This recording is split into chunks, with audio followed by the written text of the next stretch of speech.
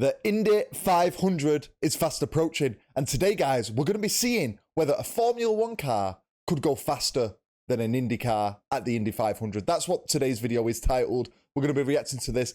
I'm not a massive IndyCar guy. I'm an F1 guy. Like, you can see the McLaren hat. I know McLaren are an IndyCar. I'm aware of Pato O'Ward. I'm aware of some of the drivers, Roman Grosjean, Ericsson, Colton Herta.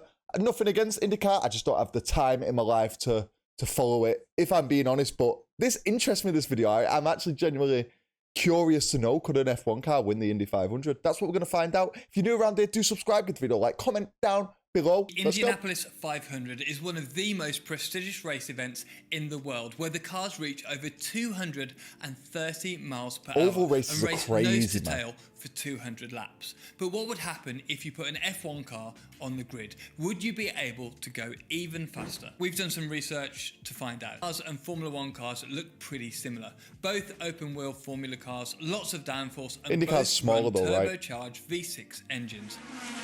Especially these days, F1 cars are massive.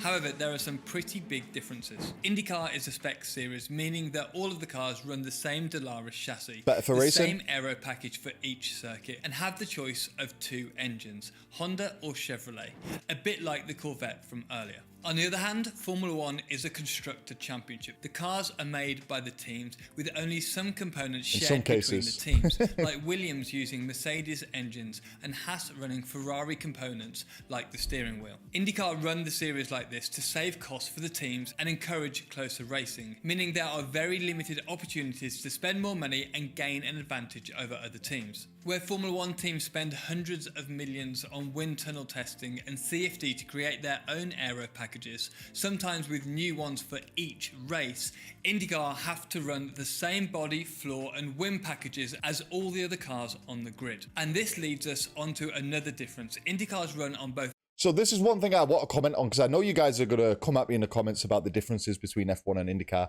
I'm very much aware the racing is better in IndyCar, and I don't know why I choose to watch Formula One over IndyCar. I'm just so invested in Formula One. I just am. I'm invested in the teams, the drivers, the whole storyline. And I know you get like seasons which are literally boring. Like, you know who's going to win. I know that. I'm aware of it. I'm aware IndyCar is better for racing, but for some reason, I'm just stuck on F1. I absolutely love F1.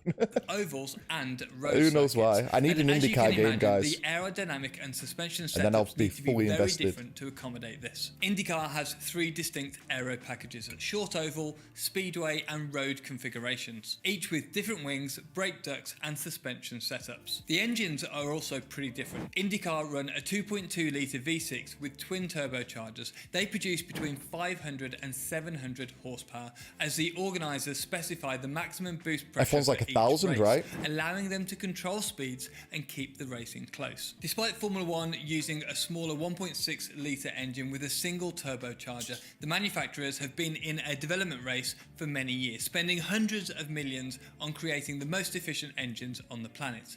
These produce over 1,000 horsepower, with 160 being donated by the hybrid system. And the same goes for the aerodynamics. Manufacturers have been competing to produce the most efficient aero packages for years, fighting for every 10th of a second around the corners and maximising speed down the straight every by 100th of a minimising second. drag. Whereas IndyCar use the same system for entire seasons and only change it when a new spec car is released.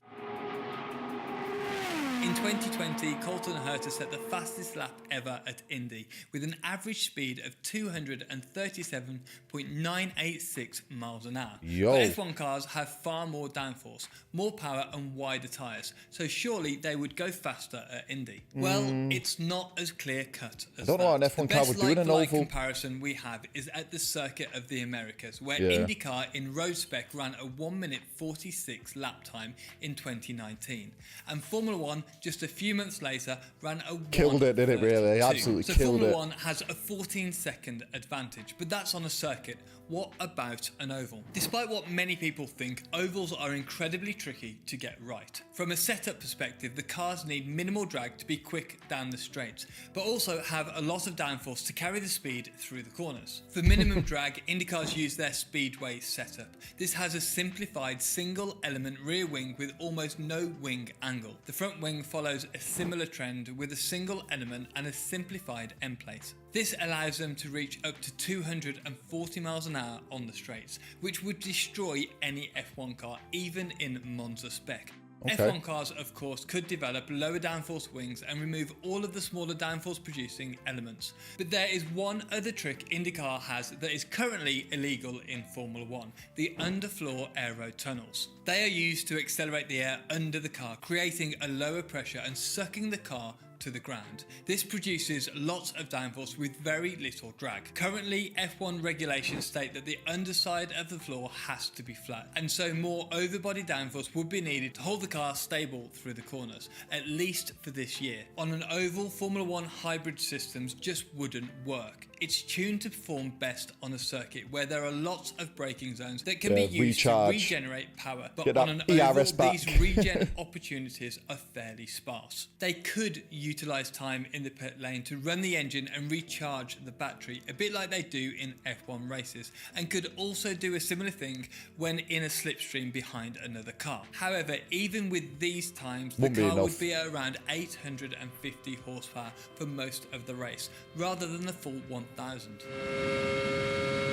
The setup also has to be different to excel at only turning left, so IndyCars use a few clever setup parameters that F1 cars don't have. Look at this, they set the camber of all four tyres to lean to the driver's right, meaning that as the car loads up into the corner, all four tyres are producing as much grip as possible.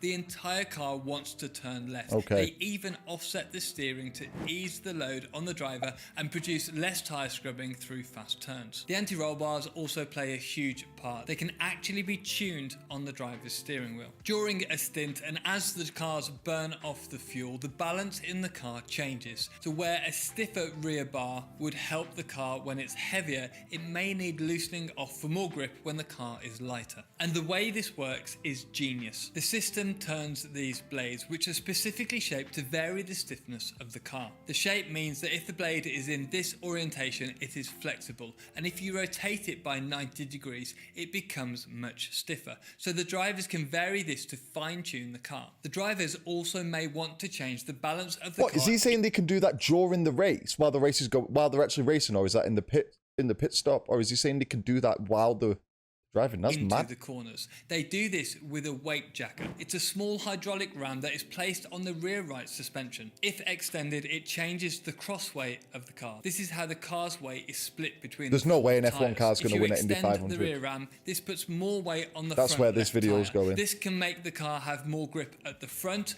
or the rear, depending on what the driver wants at that point in the race. As I'm sure you're aware, F1 has none of these things, quite simply because they aren't needed for circuit racing, where the cars are pretty symmetrical in setup. The oval would also require much longer gear ratios than F1 cars normally run, where shorter gear ratios are preferred for better acceleration. However, the F1 regulations say that the gear ratios have to stay the same for the whole season, but we'll ignore that for now. So in terms of straight line speed, the Formula 1 car has the edge. They have about 150 horsepower more, and providing they develop a specific aero package for Indy, they could produce as much downforce as an IndyCar with similar drag. But it would come down to the corners, being able to carry the momentum through without sliding and scrubbing off speed. One big advantage of the F1 car is the tyres. They are 20% wider on the front and 10% surface area, wider more grip on the rear, so the theoretical grip is higher. But however, if you can't camber there is one sticky point, the setup. IndyCars are designed for ovals and are understandably very good at it. For an F1 car to match an IndyCar through the corners, the entire suspension system would need to be redesigned to accommodate the left-hand camber and the sort of fine-tuning needed to compete on an oval. But this is F1. If there were to be a race at Indy, the F1 teams would invest so much time. No, but that's not what I don't want to know if an F1 team could do it. I want to know if I go and take Max Verstappen's Red Bull in 2 weeks, I think it's May 28th, 3 weeks, something like that, and put it in the Indy 500, does it win the race? That's what I want to know. I don't want to know if you give an F1 team 6 months to make a car for the Indy 500, because obviously they can, because Indy cars are spec cars, right? That's not what I want to know the answer to, and really. many that catching up Because they would would be win. entirely They would. possible. It would be a Against a spec challenge car. for the teams, but that's something they are used to. So I say Formula One could do it. I don't think it would be by much, but I think they would be quicker. More power, more downforce, and similar drag. It seems entirely plausible. But it goes without saying, IndyCars are incredibly capable and are unbelievable to watch as 33 cars fly around the circuit at over 230 miles per hour. And thanks to Omaze, you have the chance to not only win a VIP experience to the 2022 Indy 500, but Thanks, while you're at Omaze. Okay, guys, so there we have it. Could a Formula One car win the Indy 500? He didn't really give us a solid answer, did he, if we're being honest? It was a good video. I enjoyed the video. I've watched this guy before in my spare time because I'm a big motorsports fan. I think what he's trying to say is if an F1 team had time, they probably could.